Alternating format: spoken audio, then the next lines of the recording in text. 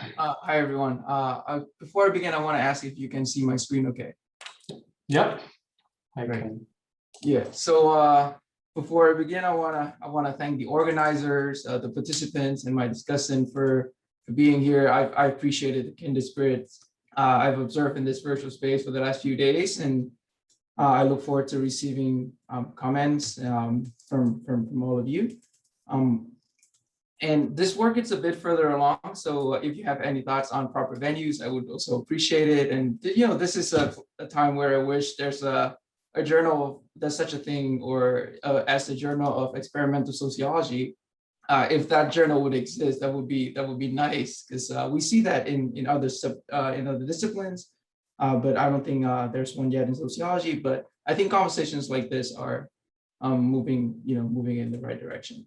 Um, in any case, I would like to present the research that I've been working on, and it's called The Demographic Context of Hiring Discrimination, Evidence from a Field Experiment in 50 US Metropolitan Statistical Areas.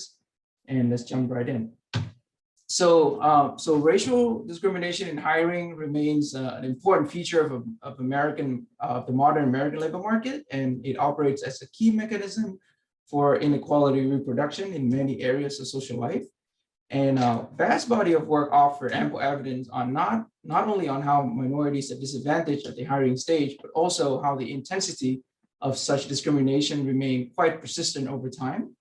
And while there is some emerging evidence on the temporal dimension of discrimination, much less is known about the spatial one.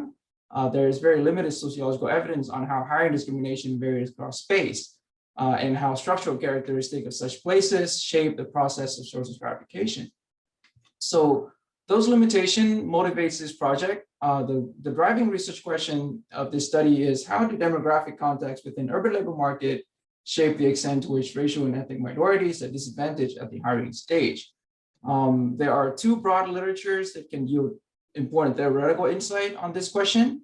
The first is the group size or racial threat literature, and the second one is the racial discrimination in hiring. And I will be briefly reviewing these two literatures in the next segment of the talk. So one can trace the theoretical roots of the first branch of literature to the arguments on the impact of group size on social stratification, which is subsumed under the broader macro sociological structural argument on how social structure affect intergroup relations and inequality.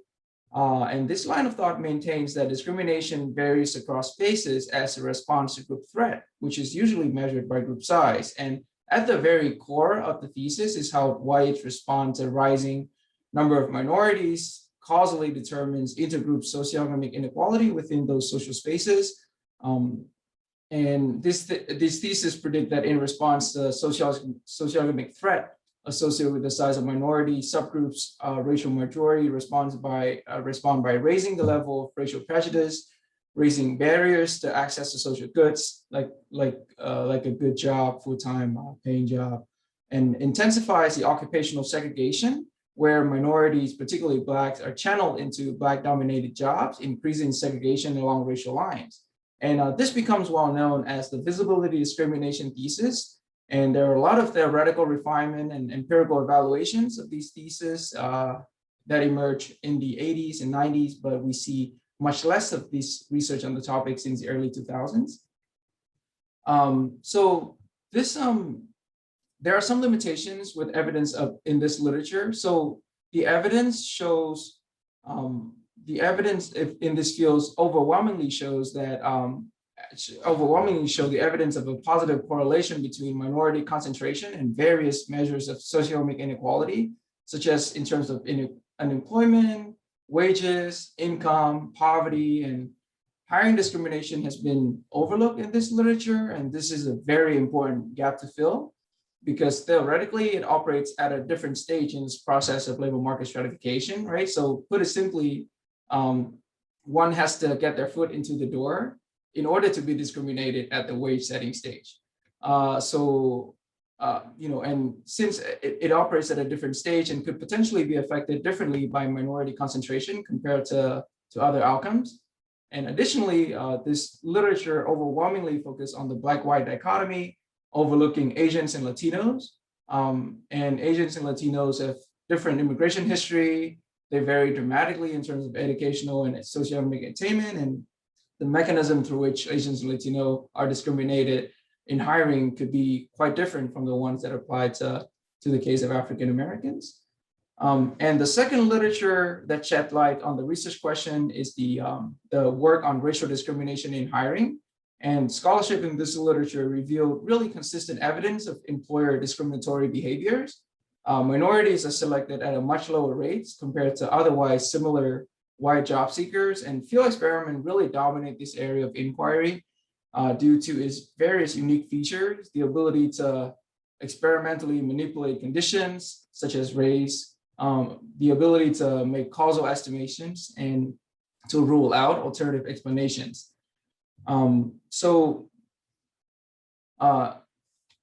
With that being said, all these studies are not without criticisms, and I'm happy to go into details about the criticisms related to generalizability, inflated effect size, and ethical issues. But I think that there's another limitation that is much less discussed, and it's not methodological. It is rather substantive. It is field experimental studies typically cover a small number of experimental sites.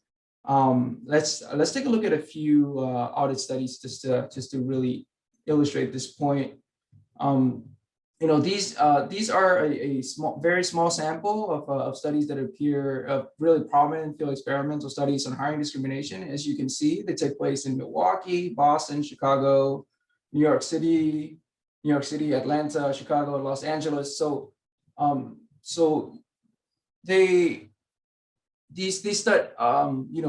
Existing audit studies, generally speaking, cover a small number of urban sites, and this challenges scholars' attempt to explore how characteristics of cities in which the experiment took place shape the dynamics of hiring discrimination that manifests within them.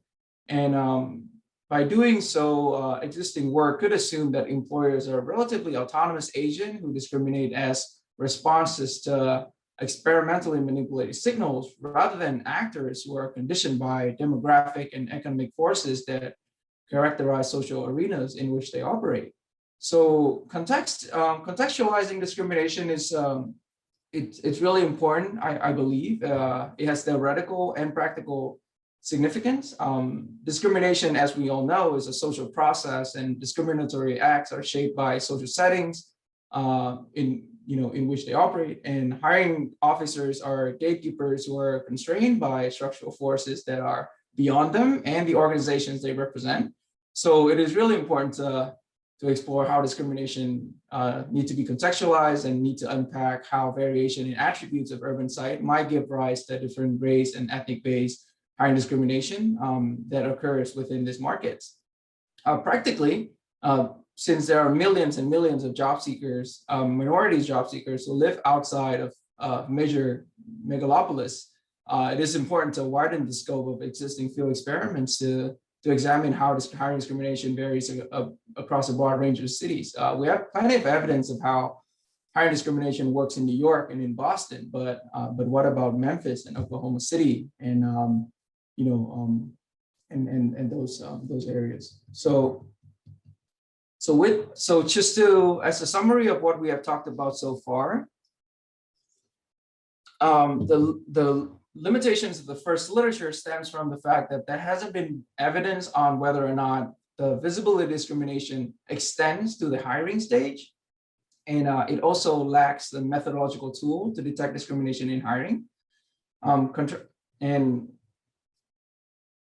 contrastingly, the second literature under theorized context and lacks empirical coverage. And both literature overlooks Asians and Latinos, right? So interestingly, the limitations of the first literature maps on very nicely to the strength of the second one and vice versa. So if the group threat literature overlooks the hiring stage, the second literature focused specifically on hiring and offers state-of-the-art ways to measure discrimination that occurs at the hiring stage, and vice versa too, right? The group threat literature deeply theorized context and typically has large empirical coverage. So So to shed light on the research question, right? My research question builds on these two literatures, and I argue that they need to be connected because they have strengths and weaknesses that are complementary to one another, and jointly they can shed some interesting light on the research question that I'm interested in. So as far as contributions go, this research made contribution to both literatures. It advanced the group thread literature by directly testing its very core argument, which is group size affect discrimination. And it advances audit studies by providing a wider context to discrimination and by shifting away from the almost exclusive focus on big major megalopolis. And it advances both literatures by moving beyond the black and white dichotomy to include other racial and ethnic minority groups. This research also includes an empirical contribution, and it expands the scope of current audit studies to include several metropolitan statistical areas and 4 racial and ethnic groups. All right, so moving on to the field experiment. The setting is a major online job board. I submitted nearly 12,000 fictitious resumes to real job openings in 50 metropolitan statistical areas in the United States, and I include 4 experimentally manipulated racial and ethnic groups: white, Asian, Latinos, and Black. I selected 3 job types: marketing, sales, administrative assistant, because these are job types that have been used in and have been shown to work in previous field experiments. The city is very there's decent variation in terms of regions. There are 11 northeastern cities, 10 midwestern, 12 westerns, and 11 southern ones.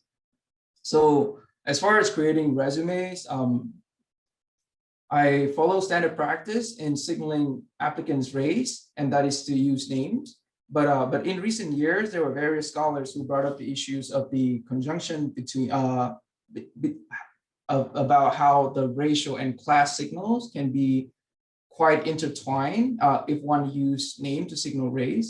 And to gain some traction on this issue, I used California vital statistics, and the application for this data was really painful, but they gave me the list of all babies born in California in 1989 and 1990, and information, not only that, but information on their mother's race and their mother's education too. So after getting the data, I filtered for first names that are at least 75% born to mothers of a particular race, and chose names that are generally comparable in terms of percentage being born to mothers who attended college. I repeat the same process for last name. So I don't claim to have a purely racial signal, but by accounting for percentage being born to mothers who attended college, I think I gained some traction on the race and class issue. All right, so creating other portions of the resumes, these are quite straightforward. As far as addresses go, I look up the median rent for each and every of the 50 cities that of each and every of the 50 experimental sites, and find apartment buildings that rent at the city average. As much as possible, I try to keep the location, all the fictitious addresses in the same neighborhood. The addresses of the buildings are real, but the apartment numbers are fictitious. Phone numbers, there are 50 cities, and so I bought city-specific phone numbers for each candidate profile. Emails are quite easy to generate. And as far as educational credentials go, I split the countries into 4 census regions, and luckily, in each of these 4 regions, there were 2 large public degree-granting universities that do not differ by 2 in terms of the U.S. News ranking. So I make the assumption that for employers in the Northeast, someone that comes out, a candidate coming out of the University of Maryland is just as desirable as someone that comes out of the University of Connecticut. So there are additional considerations. I used a code to populate the resumes. I used another code to automatically fill in the online applications. As you can imagine, there are 12,000 fictitious applicants, and I'm the only researcher in this project. So the process can be quite time consuming, and these tools make my life a lot easier. In addition, I also use an IP leasing service to avoid server detection or banning. I make sure that applicant, no, as far as pairs of applicants are sent in, they are not sent in from the same IP address. Okay, all right. So I also combine other data sources to experimental data. So far I've been describing data that operate at the individual level, where the primary object of inquiry is how applicants' race and ethnicity determines whether or not they receive a callback from the employer. But I also include various level 2 or demographic and other controls at the city level. So what did I find? Basically, I found that employers have a preference for white applicants. White applicants are called back at a much higher rates compared to Blacks, Asians and Latinos. With Asians and Latinos being somewhere in between. And yeah, I also want to emphasize that the callback rates for Asian, it's a relatively new finding. For one reason or another, the existing studies in the United States haven't really focused on Asian or Asian Americans, and the only audit studies that include Asian or Asian Americans, as far as to the best of my knowledge, took place in Canada. Okay, all right, so that is the raw sort of data, but in this set of color-coded scatter plots, I also want to show you how the callback rates between minorities and white vary across cities. So on the vertical axis, you have the Blacks and white ratio, and on the horizontal axis, you have MSA percent you have MSA percent minorities. The dotted red line at 1 represents parity with whites. So, and the further it is from 1, the further down one gets from the red line, the wider the gap becomes. Okay. So as you can see here, a few patterns emerge.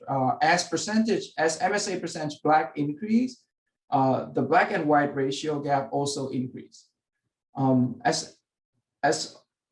Also for Asians, you see that as MSA percent Asian increase, the Asian and white callback gap actually decreased, but a closer inspection would indicate that this trend is primarily driven by a few West Coast cities with high percentage Asians, and it is likely that if you take out these West Coast cities, the trend would no longer be there. And as far as the Latino white callback, you see a pretty flat line. So it doesn't seem that MSA percent Latino have any sort of predictive power on the callback gap between Latinos and whites. The regression, basically, give further evidence for the observed patterns. I found quite robust evidence that in areas with higher percentage of African Americans, Black applicants face a larger hiring gap relative to their otherwise comparable white candidates. For Asian, we see a positive but non-significant coefficient, and for Latinos, we see a small negative and non-significant coefficient. So those are the findings, and what do they mean, really, right? So the first finding is that percent Black in urban labor market associated with a larger Black disadvantage in hiring. So with this finding, I can conclude that the visibility discrimination or group threat thesis is helpful to explain the discrimination that Black workers face also at the hiring stage, in addition to the other subsequent stage of the labor market stratification process. So for Black workers, it seems that different stages in the process of stratification operates in conjunction. In places where it's difficult to get paid at the same rates as white, it is also difficult to get hired at the same rates as whites. For finding 2 and 3, it seems that the visibility discrimination thesis cannot be extended in a straightforward way to other minority groups. So it is possible, an alternative theory to the group threat theory, it's an overflow thesis, which maintains that as labor supply increase, naturally some members of the minority group will overflow into decently paid positions. So it's possible that group threat and overflow are both at work, potentially canceling each other out, but it is also possible that there is truly no effect because existing work show that percent Asians and percent Latinos are generally unrelated to negative perception of these groups in urban areas. This research is not without limitations. It overlooks the within ethnic heterogeneity. As we know, all of these minority groups are incredibly diverse, but I have quite a bit of experimental cells already. So in the future, it would be interesting to see if there's variation in terms of hiring discrimination that, let's say, Chinese Americans versus Korean Americans versus Vietnamese Americans would face. I think these kind of studies would be of interest to sociologists of race and of labor markets. It does not cover the entire employment process. It really stopped at the callback stage, and I only look at 3 mid-skilled white-collar job types. So it'll be quite interesting to see if the findings generalized to other jobs in the skill spectrum. In addition, I only focus on one demographic context. I only theorize around and focus on one kind of context, which is the demographic context. And as we all know, there are various other kind of urban contexts as well, economic, political, and these are areas that are worth looking into in the future. I also want to emphasize that this study has some theoretical implications. So the debate in the racial stratification literature there's a debate on how the color line is drawn in modern society, right? Particularly how the traditional black and white delineation is changing or is transforming in light of the growing presence of Asians and Latinos. So there are 2 schools of thoughts. One school of thought maintains that it is the line is drawn between whites and non-whites, right? And all the people of color share the same subordinate status vis-a-vis whites. And the second line of thought maintains that there's black and non-black, which is black workers or African Americans generally maintain a special position of disadvantage, or maintain a specific position of ostracism that other minorities are not. So in the original account of the visibility discrimination thesis from Blaylock way back in the 70s, these theses, I mean, this is a direct quote from when this thesis first came out, right? Blaylock mentioned that provided minority competition underlies prejudice, there should be a positive relationship between minority percentage and discrimination.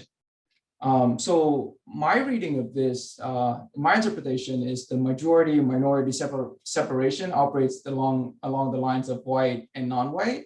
But this paper finds that Black applicants are the most disadvantaged, and consequences of being Black really are amplified in cities with higher Black concentration. So ostracism and alienation that Black workers face, this is not something that Asians and Latinos experience. And the labor market's disadvantage really stems from being Black rather than being a minority. So in this examination of the visibility discrimination thesis, this finding could suggest that the visibility discrimination thesis could be better interpreted or possibly reframed along the Black exceptionalism perspective rather than the white, non-white delineation on which it was originally theorized. This research also has some policy implications. It again provides robust evidence for persistence of hiring discrimination against all minority groups, albeit to different extents. So there are stronger needs for enforcement of anti-discrimination laws. And I also found that cities' demographic context shape minorities' experiences. So policymakers should do everything they can to tech minorities sized differently and inform how different enforcement norms should take place in cities of different nature. Again, a sincere word of thanks to the organizers and discussants and the participants, and I welcome all the comments that you have in the Q&A. Thank you. Thank you, Quan. If none, would you like to take cover from here? Sure, yeah. Just stop my other screen sharing. Okay. And let me move this here, go full screen. Can you guys see this? No, I see No. an elephant. No. Okay, here. Can you see this? Still the elephant. No, Still elephant. For 1 second, there was. but now I can't see it with, so, huh. I think the slides are on the first page. Yeah. Okay, so now we can all see it, yeah? Yeah. Okay, good. Okay, so first of all, thank you to Burak and to Sergio for basically inviting me to this conference, and also thank you to Quan for sharing the paper. I have to say, I really enjoyed reading this paper. It seems to be already in great shape. So I think I just wanted to start off by maybe highlighting what I think are some of the major contributions of this work. And the first is that it really makes a powerful attempt to sort of examine variation in labor market discrimination across various urban contexts. And so as sort of Quan said in his presentation, you know, most papers basically focus on a few urban contexts and sort of miss out on the opportunity to sort of study these larger contextual effects. The second contributions I see is that it really moves beyond this Black-white divide and focuses on Hispanics and Asians as well in the US. And sort of it does both of these things within, I guess, harmonized experimental framework, right, that allows us to directly compare outcomes. And this is by itself really quite rare. I've seen it with regards to this GEMM study in Europe, but otherwise I haven't really seen it much. And so we really are to be congratulated for sort of moving the literature forward there. Okay, so that being said, you know, having read the paper, I was really wondering whether there's sort of, I guess, unexplored potential in the data itself, whether you're sort of leveraging all the information you can from the data. And in particular, so I know this paper's at quite an advanced stage, but I want to suggest that maybe it might be fruitful to sort of rethink whether it's the right choice to take the percentage minority group as the key moderator in your analyses. So just at an empirical level, I tried to figure out which of the 50 cities you used. I think I got most of them right. I know there were some substitutions from the top 50 MSAs, but I basically just graphed the percentage of every minority group across 50 cities. And so, you know, the distribution looks pretty good for percent Black and percent Hispanic, but you see the distribution is really quite skewed for percentage Asian, right? So we don't have a lot of MSAs with high shares of Asians. And so, you know, here I was really concerned, well, is actually the sample of cities the right sample? Do we have enough leverage that we can actually figure out whether a higher percentage of Asians results in more discrimination? Slide. And so the second comment really has to do with more, I guess, the theoretical reach that you get from sort of focusing on percentage of each minority group, right? So if I could maybe reframe your hypotheses a little bit, you argue that percent Black results in a higher Black-white hiring gap, percentage Asian in the MSA has no effect, and percentage Hispanic maybe has an effect. So in other words, the sort of the key moderator that you're focusing on is a priori isn't expected to explain contemporary variation, sort of for 2 out of the 3 groups. And I say this because if you look at your results, there actually is a lot of variation for Hispanics and for Asians across MSAs, right? But it's just simply not being explained by the percentage of every group. And so seeing this, I'm wondering, well, maybe we can sort of develop a more unified explanation for contextual variation that we can sort of explain all of this variation, not just for Blacks. The idea that immediately came to mind, which is, you know, me not being an expert in this per se, but I thought about why not look at segregation, right? So here I've taken this from a paper by James Lawrence that appeared 2 years ago now in the ESR, and he basically argues that in addition to sort of looking at minority concentration or the size of the minority group, we also have to look at how these groups are spatially distributed, right? So on the left side, you have spatial integration, and on the right side, you have spatial segregation. And the claim is that it's actually segregation that's doing most of the work. It's not so much group shares, right? There are two or maybe two and a half reasons for this. So the first is that, you know, if you think about in terms of taste-based discrimination, when you have especially large segregated communities, that's when you get sort of decreased contact, but also maybe increasing group threats or negative stereotypes, and that could lead to taste-based discrimination. I would also guess it's maybe the case in the US that when you have sort of more segregated cities, these are precisely the places that you have greater structural inequalities, right? And that might be a channel that would lead to statistical discrimination. And so this is also, again, from the same Lawrence paper. The outcome they have is basically some attitudinal measure of outgroup threat. And what they find is that it's only within segregated communities that outgroup threat is increased by minority group size. And actually, in integrated communities, the larger the size of the minority group, the more positively people feel about them. Right, so you might want to consider maybe looking at segregation itself, or maybe looking at an interaction. I think segregation also has this sort of nice empirical property that it's not very highly correlated with group size. So especially if you look at the rightmost graph. So for percent Asian, if you look at percent Asian, it's very highly clustered on the x-axis, but it's not very highly clustered on the y-axis, right? So you maybe have some more analytical leverage here that you might want to explore. Again, I know the paper's already in quite a finished state, but I think I would be curious at least to have a look. And then I had a couple of minor points.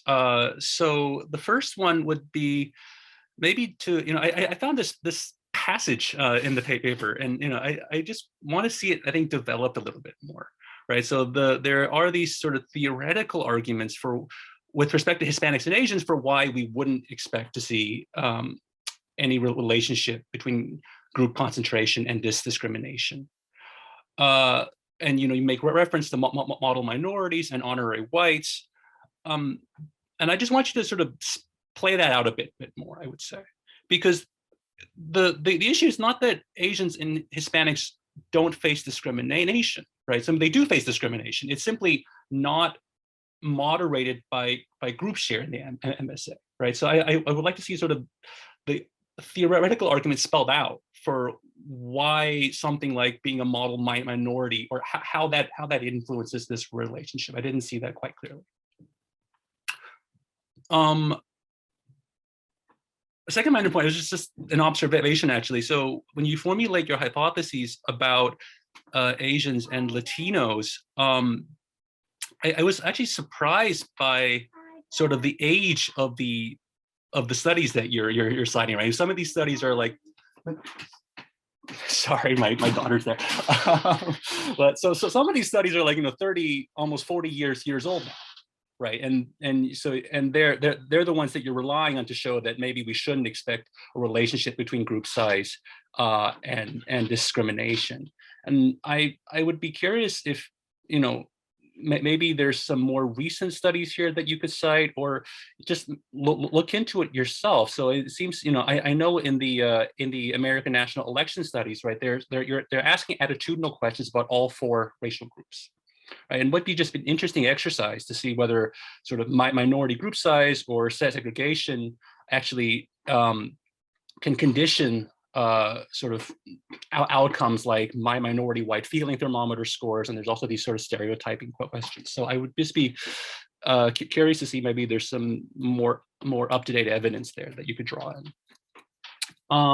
And the final point is, I guess, about exactly how H2 and H3 are tested, right? So the paper, it makes a quite of a strong statement in terms of H2, right? So that percent Asian urban labor markets will predict no impact on the Asian white hiring gap.